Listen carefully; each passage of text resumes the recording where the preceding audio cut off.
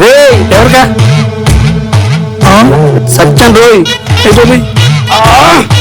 శని ఎక్కడో కాదు నా పక్కనే ఉంది. చిక్కేసింది రోయ్.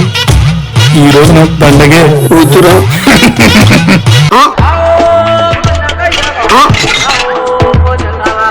రే ఏంట్రా ఇది? చావు బతుకుల్లో నుంచి బయటపడుతున్నా. నాకు బాగా కావాల్సిన వాళ్ళు చావు బతుకుల్లో ఉంటే హాస్పిటల్కి వచ్చాను రా.